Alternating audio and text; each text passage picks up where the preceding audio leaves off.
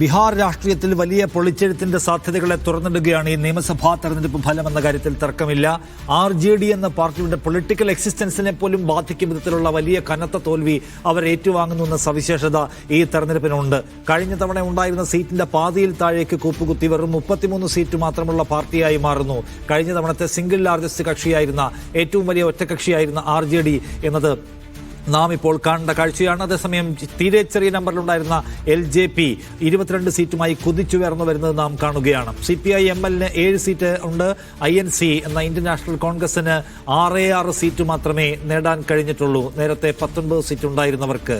അതേസമയം BJP 73 നിന്ന് 85 seat എന്ന വലിയ ഉയർച്ചയിലേക്ക് കുതിച്ചു പൊങ്ങുകയും ചെയ്യുന്നത് കാണുന്നു. BJPയുടെ വളർച്ച അവിടെ വളരെ ശ്രദ്ധേയമായിട്ടുള്ള ഒന്നാണ്. എന്ന് വെച്ചാൽ കണക്കുകളിലെ BJPയുടെ വളർച്ച ശ്രദ്ധേയമായിട്ടുള്ള ഒന്നാണ്.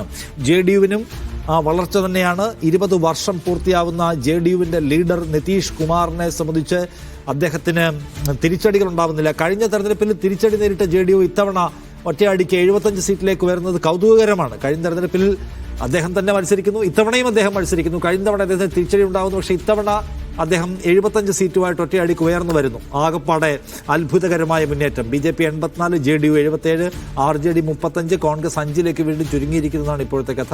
LJP മാത്രം 22-ൽ തുടരുകയും ചെയ്യുകയാണ്. ഞാൻ വീണ്ടും ധനസുമോദിലേക്ക്. ധനസുമോദ്, അതായത് കഴിഞ്ഞ തവണ 20 വർഷമായിട്ട് അദ്ദേഹം തന്നെ മുഖ്യമന്ത്രി. കഴിഞ്ഞ തവണ അദ്ദേഹത്തിന്റെ സീറ്റ് കുറയുന്നു, വോട്ട് കുറയുന്നു, ദുർബലപ്പെടുന്നു. അദ്ദേഹം തന്നെ വീണ്ടും മത്സരിക്കുന്നു. ഭരണവിരുദ്ധ വികാരത്തിന്റെ സാധ്യതകൾ വളരെ കൂടുതലായിരുന്നു. പക്ഷെ ഇത്തവണ അദ്ദേഹം ഒറ്റയടിക്ക് 77 സീറ്റുമായിട്ട് മുന്നോട്ട് കുതിക്കുന്നു.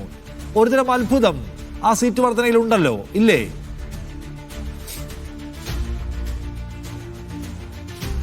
ഇത് സീറ്റ് വർധനയിൽ ഉണ്ടായതിൻ്റെ ഒരു പ്രധാനപ്പെട്ട കാര്യം ഒരു NDAയിലെ അവരുടെ സോഷ്യൽ എഞ്ചിനീയറിംഗ് വളരെ കൃത്യമായി നടത്തിയിരുന്നു എന്നുള്ളത് തന്നെയാണ് ഇതിനകത്ത് പറയുന്നത്. കാര്യം ചിരാഗ് പാസ്വാൻ കഴിഞ്ഞ തവണയാണെങ്കിൽ അദ്ദേഹം ഈ എല്ലാ സീറ്റിലും മത്സരിച്ചിരുന്നു. മത്സരിച്ച സീറ്റിൽ അദ്ദേഹത്തിൻ്റെ ശക്തനായ പ്രതിയോഗിയായിട്ട് അദ്ദേഹം തന്നെ ചൂണ്ടിക്കാണിച്ചിരുന്നത് നിതീഷ് കുമാറിനെയാണ്. നിതീഷ് കുമാറിൻ്റെ സ്ഥാനാർത്ഥികളെ തെരഞ്ഞു പിടിച്ച് തോൽപ്പിക്കാൻ വേണ്ടി അദ്ദേഹം ഏത് സമുദായത്തിലെ ആളെ നിർത്തുന്നു ആ സമുദായത്തിലെ ആളെ തന്നെ തിരിച്ച് നിർത്തിയിരിക്കുകയായിരുന്നു ചെയ്യുന്നത്. നമ്മുടെ നാട്ടിലൊരു പഴഞ്ചലുണ്ടല്ലോ, താൻ ചത്ത് മീൻ പിടിക്കുക എന്നുള്ളത്. ആ രീതിയായിരുന്നു അന്ന് തേജസ്വി അത് ഈ ചിരാഗ് പാസ്വാൻ നടത്തിയിരുന്നത്. മാത്രമല്ല ചിരാഗ് പാസ്വാന്റെ പാർട്ടിയിലൊന്ന് തർക്കമുണ്ടായിരുന്നു.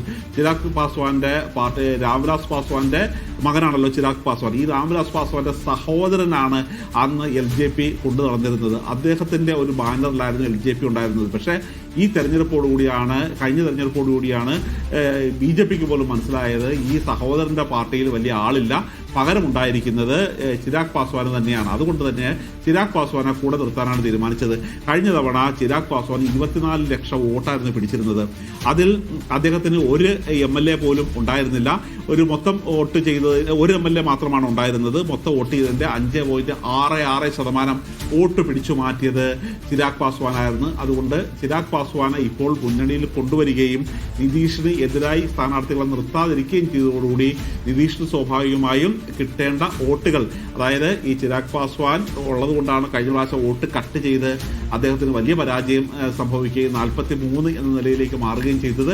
ഇത് സോഷ്യൽ എഞ്ചിനീയറിംഗ് കൃത്യമാക്കുകയും ചെയ്തതോടുകൂടിയാണ് ഈ വലിയൊരു മാറ്റം ഉണ്ടായത്. മാത്രമല്ല കുശ്വാഹ എന്ന് പറഞ്ഞ നേതാവ് ആ വിഭാഗത്തിൻ്റെ തന്നെ 7 ലക്ഷം വോട്ടാണ് അദ്ദേഹം നേടിയിരുന്നത്.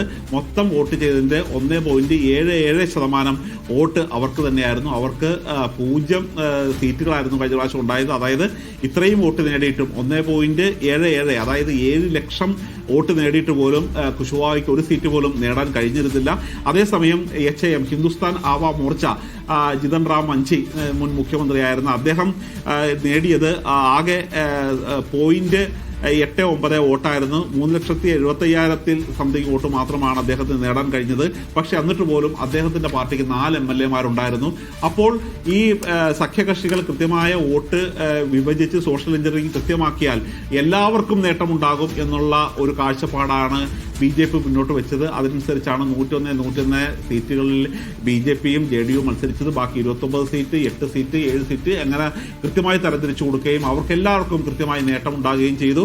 അതേസമയം സീറ്റ് ധാരണ അവസാന നിമിഷം പോലും ഒരു സീറ്റ് ധാരണയിൽ എത്തിച്ചേരാൻ നാമനിർദ്ദേശ പത്രിക സമർപ്പിക്കുന്നതിന്റെ അവസാന ദിവസം പോലും എത്തിച്ചേരാൻ ഇവർക്ക് കഴിഞ്ഞിരുന്നില്ല. മാത്രമല്ല ഈ അവസാന ദിവസത്തിന് തൊട്ട് മുമ്പുള്ള ദിവസം തർക്കമുള്ള സീറ്റുകളിൽ ഇന്ത്യ സഖ്യത്തിലെ എല്ലാ പാർട്ടികളും പറഞ്ഞത് നിങ്ങൾ കൊടുക്കൂ, പത്രിക കൊടുക്കൂ. അതിനുശേഷം നേതാക്കന്മാർ തമ്മിൽ ചർച്ചയായതിനു ശേഷം പത്രിക പിൻവലിച്ചാൽ മതിയെന്ന് പറഞ്ഞു. പക്ഷേ അവസാന ദിവസമായി 5 മണിയായിട്ടും ഇക്കാര്യത്തിൽ ഒരു തീരുമാനം ആകാത്തതിനെ തുടർന്നാണ് 12 സീറ്റുകളിൽ പരസ്പരം പോര് നടത്തിയത്, സൗഹൃദ പോര് നടത്തിയത്. ഈ 12 സീറ്റിലും BJP മേൽക്കൈ നേടുന്ന ഒരു കാഴ്ചയാണ് കണ്ടത്. അതായത് തമ്മിലടിക്കുന്ന ഒരു സഖ്യത്തെ വേണ്ടെന്ന് വെച്ച് കൃത്യമായി സോഷ്യൽ എഞ്ചിനീയറിംഗ് നടത്തിയ വിഭാഗത്തെ NDA അവർക്കൊരു മേൽക്കൈ കിട്ടുകയാണ്. അവർക്ക് വിജയം സമ്മാനിക്കുകയാണ് ബീഹാറുകൾ ചെയ്തത്. ശരി, അതാണ് അവർക്ക് വിജയം സമ്മാനിക്കുകയാണ് ബീഹാറുകൾ ചെയ്തതെന്നാണ് നമുക്കിപ്പോൾ ഈ കണക്കിൽ നിന്ന് മനസ്സിലാക്കാൻ കഴിയുന്ന കാര്യം.